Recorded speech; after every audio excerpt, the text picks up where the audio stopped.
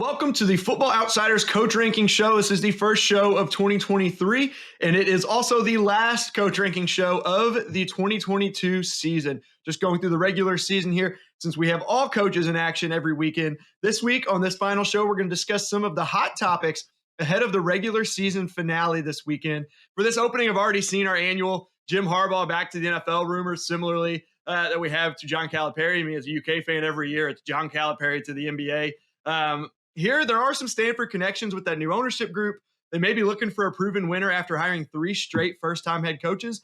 But Harbaugh also played for the Colts, and he would be a huge upgrade over Jeff Saturday, who I imagine they're looking to improve on. Who makes the most sense here to you right now as things stand with only a few coaches out? I don't think Harbaugh in Denver is necessarily a good fit. He's a bit of a loose cannon, and his tenure in San Francisco came to an end because there were, personal disagreements with other members of the organization. And I think what Denver really needs right now is a stable presence. They don't need another soap opera.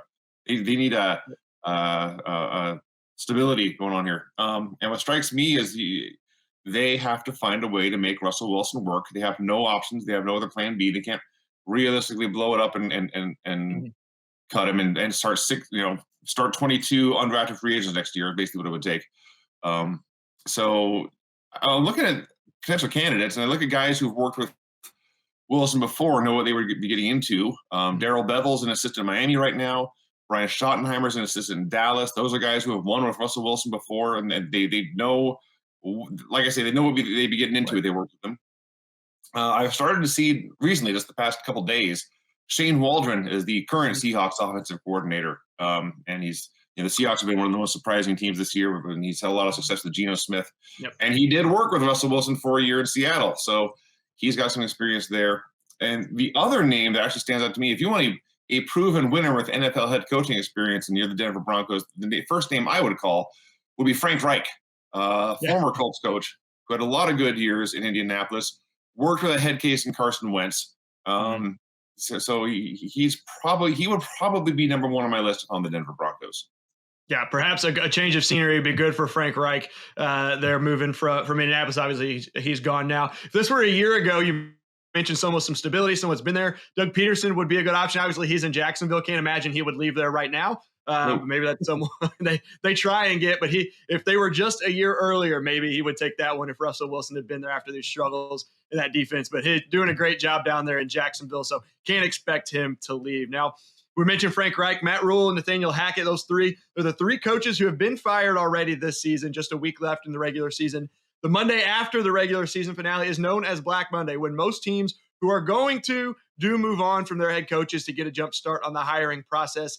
How many more do you expect to go this coming Black Monday, and who do you think are the most obvious? Who would you think that people aren't going to be surprised if they get fired Sunday night or Monday? Well, you always start with the team that has the worst record in the league, and right now that's Lovie Smith and the Houston Texans. And I'm done trying to figure out what the Houston Texans are doing. They could go any direction. It wouldn't surprise me. They'll probably get the first pick still. However, that is in question, because if they beat the Indianapolis Colts, who are also going to have a new head coach, I don't think Jeff Saturday's coming back. Yep. That experiment was fun for a while. Now we can actually bring in an actual NFL head football coach, please, NFL football team. But if they beat the Colts and Nathan Peterman and the Chicago Bears lose to Minnesota, then the Bears get the first overall pick. Yep. And that has you questioning, the coaching staff there and whether they're going to be around for another week. When you look at that Bears offense and how rotten it has been at everything except Justin Fields running the ball, and how terrible imagine what they would be without Justin Fields. It's terrifying. It's not good at all. Yeah. So those are the 3 obvious ones, and then they're playing Minnesota, who still playing for the 2 seed. Yeah, you mentioned Minnesota playing for the 2 seed, going to have their starter, so very likely that the Bears do lose. Yeah. And then the other name you have to keep an eye on is Cliff Kingsbury, which is made the playoffs last year, signed the big extension, and nothing has gone well for them since. So, with Kingsbury saying today that Kyler Murray may not be ready to start the 2023 season, which is rotten news. But a lot of questions to be answered in Arizona as well. What do you think about? I know we talked about him a couple of times. It's been a little while, I think a few weeks, but Steve Wilkes, you think he's got a good shot at retaining his spot there? You think they're going to look elsewhere and go for someone else there in Carolina? That's a really good question, actually. I was cheering for him, as I've said a few times in the show. They didn't make the playoffs. They had some chances, couldn't get it done. I suspect that, I mean, if nothing else, will be a strong candidate, but a lot of it depends. You know, this is a team, they're in flux. They have no quarterback under contract for next year right now. So Sam Darnold's a free, yeah, Sam Darnold's a free agent. Baker Mayfield's gone. As we're speaking here, Matt Corral is the starting quarterback for 2023, and if they don't make a move, and you know, because Steve Wilkes did so well, they're not going to have a high draft pick to get an obvious pick. So it's kind of a tough spot where they're in. Yeah, it'll be interesting to see what happens. Carolina, one of those took over and played some really good football down the stretch after he took over there. Is there a coach you think that's likely to go that may surprise a lot of people? It doesn't seem like really anyone outside that we've talked about, but it seems like there's always one that's close or that does get fired. So this is not someone who I think will get fired, and definitely not someone I think should get fired. But I have seen some rumors that Mike McDaniel and the Miami Dolphins, he might be coaching for his job this weekend against the New York Jets. And because they were expected to make the playoffs, and if they lose, they will not. Started off really hot this year. I think that would be a phenomenally stupid thing to do. Yep. But Stephen Ross has a long track record of doing phenomenally stupid things. So you can't totally write it off. Like I said, I don't think it will happen. I 100% don't think it should happen. Yeah, but it might. Yeah, definitely. Like you said, really started off hot, expected to make the playoffs, have really fallen off here lately, but got a big one this weekend. And not every team this weekend does have a meaningful game, though, in Week 18. This is where we'd normally release our Coach of the Year in years past. Things have been a little bit different this year. Don't really have the overall rankings like we normally do. We do have referenced our CCI rankings, Critical Call Index, which determine which coaches were most and least aggressive on fourth down decisions. Really, probably not a lot of surprises here in the bottom five, 28th through 32nd, so down to last place. Kyle Shanahan, San Francisco, not too surprising, especially over the last few years. Andy Reid is the big surprise that we talked about earlier in the year, expecting him to move up that list like he has been the last few years, been, I think, top five every single year overall. Kansas City still obviously doing really well. They're in control of the 1 seed now with everything that went on this past weekend, not with that Bills-Bengals game up in flux, obviously. So still good, but fourth down decisions has been very conservative this year. Josh McDaniels, Las Vegas, Dennis Allen, the Saints, and then Brian Daboll, the Giants. They're at last place in aggressiveness. And you talked about this earlier this year. It doesn't seem too surprising because of the way Daboll has just tried to minimize the mistakes there. So I don't think anything really surprising there. Just a little bit more of the same from Daboll. Yeah, we've talked about most of these guys already this year. And like you said, Daboll, the Giants won so many games by staying out of the way as the opponents beat themselves. That's how they got to the playoffs. And we've talked about Shanahan and his reluctance to go for it, how they're a team that runs a lot, but not necessarily a team that runs they're a finesse running team, not necessarily a power running team. I think we talked about the Raiders and Saints too. The Saints have Taysom Hill, who's like a top short yardage weapon. If you have him on the roster, that's what you'd use him for more than anything else, we'd think. And honestly, the one thing about this that's most disappointing is that 4 of these teams running the ball is what they do best, and the other one has Patrick Mahomes. Yeah. These are teams you'd like to see be aggressive, and instead they're at the other end of the spectrum. But like you say, it's been that way all year, and in some cases for multiple years. Yeah, and I think for reference, Nathaniel Hackett did move his way up a little bit throughout the weeks, was at 26th. Bill Belichick, 27th. That's not a big surprise. So had a really rough start to the year. Nathaniel Hackett did, but ended up moving up a few spots, at least in the aggressiveness ranking there. Then on the other side, the top 5 from 5th up through first place, Sean McDermott, Buffalo, Kevin Stefanski, Cleveland, Nick Sirianni, Philadelphia, Cliff Kingsbury, Arizona, and Dan Campbell, the Detroit Lions. Nothing too surprising. That's remained pretty constant throughout the year, I believe. So not really surprised by any of those in the top 5. Some people maybe Kingsbury. We've talked about him throughout the year as well, different times, about how he can be very good, but also make some really big mistakes.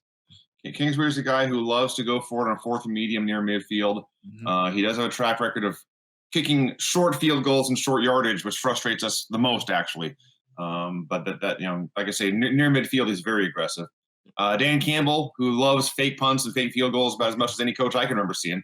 So that's a lot of fun. And Kevin Stefanski in Cleveland, the distant second most discussed thing about the Cleveland Browns this year is how they, revamp their analytics department. And they have the numbers, and the numbers say you should go for our fourth down more, for most NFL teams.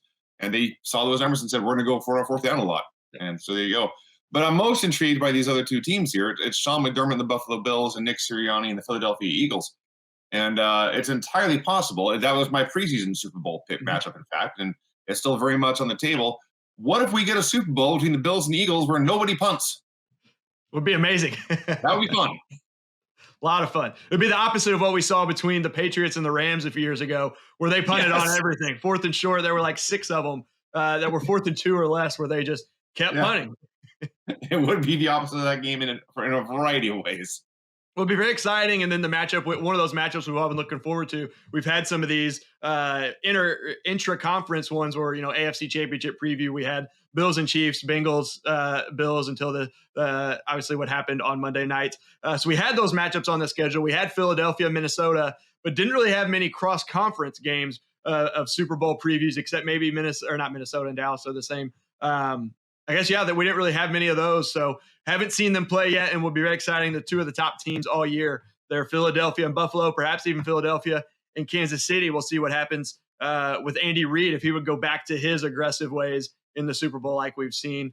But that brings up our coach of the year as well, quickly coming to an end. So we'll quickly just kind of talk about that. The odds, not really too surprising. Brian Daboll has fallen down a little bit on the heels of the Giants having some struggles there the middle of the season. Nick Sirianni, these are from Vegas Insider. As of just about an hour ago, Nick Sirianni, the favorite at plus 125. Kyle Shanahan, plus 200. Brian Daboll, they're third at plus 350. And then Doug Peterson, Zach Taylor, and Dan Campbell at plus 1,000, plus 2,000, plus 3,000.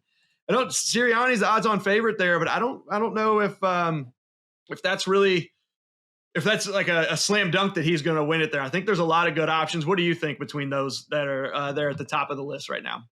I think Kyle Shanahan probably has the momentum right now, as it's kind of a dirty word in the analytics world, but his team is winning with a backup quarterback, a third-string quarterback, and Nick Sirianni's team is losing with a backup lately. So that's an argument for Kyle Shanahan. But like you say, those odds are not super attractive. I kind of like the long shots there of Peterson and Campbell. And what was the other one you mentioned?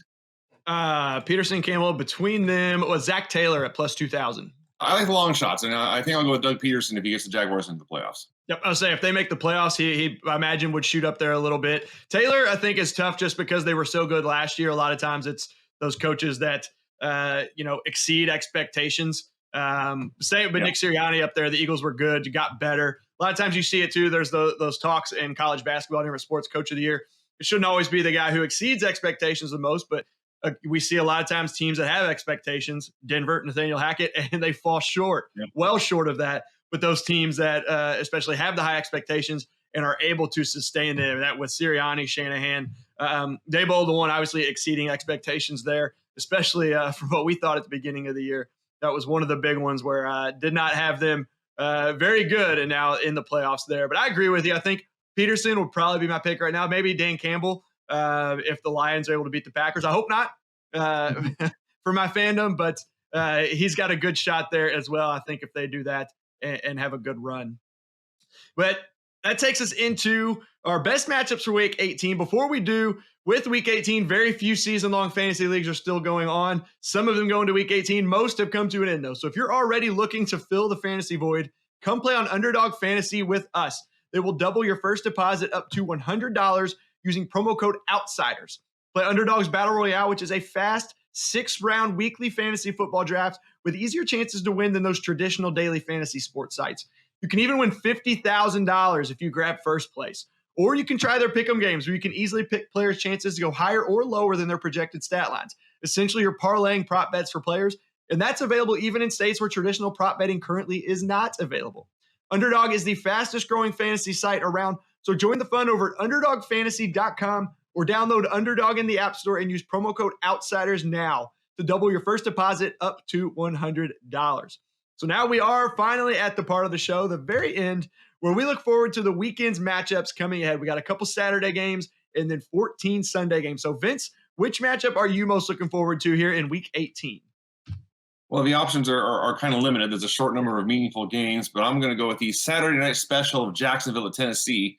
And we talked about Doug Peterson and how he's taken the Jaguars here from the first overall pick to the brink of the playoffs. But I'm actually more intrigued by the coach on the other sideline, because for a year and a half, Mike Vrabel and the Titans were able to win a bunch of games, overachieving, and beat teams with more talent than they had by making the games ugly and watching as the opponents made fewer mistakes. As the opponents made more mistakes. And then for about a year and a half, that worked. And then for the past 6 weeks or so, it has not. But if you can make it work one more time with Josh Dobbs at quarterback, the rocket scientist, if you can do that and get them into the playoffs, that would be a major achievement, another feather in his cap for a guy who I think is a tremendous coach, despite what's happened here in December and the last part of November. Yeah, been a little bit of a struggle there. Big game. That's a game that you mentioned on Saturday night. It's the AFC South championship game, basically, there with the winner getting in. I'm going to go with the other night game, the Sunday night game. Obvious pick for me as a Packers fan, but Green Bay against Detroit. Yeah, I was one of many fans who gave up on Green Bay's chances to make the playoffs. Mentioned it on multiple shows we've had here on the recap on Monday with Mike Tanier, here with you a couple times, with Tom Strachan on the fantasy show. About 6 weeks ago, I said, nope, there's no chance. They're done. They can't get it together. But my preseason projection is still alive. And that's why I said Green Bay would win the Super Bowl, thinking that they would take some time. They'd get to that bye late in the season, get the offense going like Tampa Bay did. So that is still alive. I said they beat the Chargers in the Super Bowl. They're in the playoffs now, so that prediction is still alive. I'm hoping for it. But just the way Green Bay was most of the season, this is a big one just for them to even be in consideration and have a shot to make the playoffs. And the fact that it's all in their hands, they win and they're in. Detroit needs a little bit of help, but both teams going to be playing for a lot. We mentioned Dan Campbell. I expect him to be pretty aggressive, but I don't think they've really been in a game like this yet. Last year, they didn't win 10 games. They weren't really in playoff contention there at the end of the year. This is going to be the first real big one for him. Playoffs on the line. Is he going to stay aggressive? And we know Matt LaFleur typically is. He's down the list a little bit this year, around the middle of the pack. But really excited to see that and how Green Bay comes out in that one as well. But it's at Green Bay this time, so home field. We're really excited to see that one and hoping the Packers get in, but should be an exciting game. Yeah, should be a lot of fun and ready for whatever the playoffs hold here in the near future. Yep, just 1 week, I guess a week and a half away now here as we record this on Wednesday from the wild card round, as long as the schedule doesn't change at all. But that does it for our final coach ranking show of the season. Before we go, don't forget about that free $100 you can get from Underdog Fantasy. I just mentioned a moment ago. That promo code is Outsiders, and that's a free $100 where they'll double your first deposit up to that $100. Also, don't forget to sign up for FO Plus at footballoutsiders.com/subscribe. For NFL betting picks that go through the playoffs as well. Have some daily fantasy advice through the playoffs. You get premium stats and articles, and you get an ad-free experience there, as well as access to all of the data on Monday instead of having to wait until Tuesday like everyone else that does not have FO+. And then last but certainly not least, join us on the Football Outsiders Discord for in-game conversation for every game. No Thursday game this weekend, but there'll be a lot of conversation on there throughout the week, and then on the weekend for those Saturday games and all day on Sunday. Vince, thanks for joining me today. It's been a pleasure all season. Everyone out there, thanks for watching all season long, and enjoy the playoffs.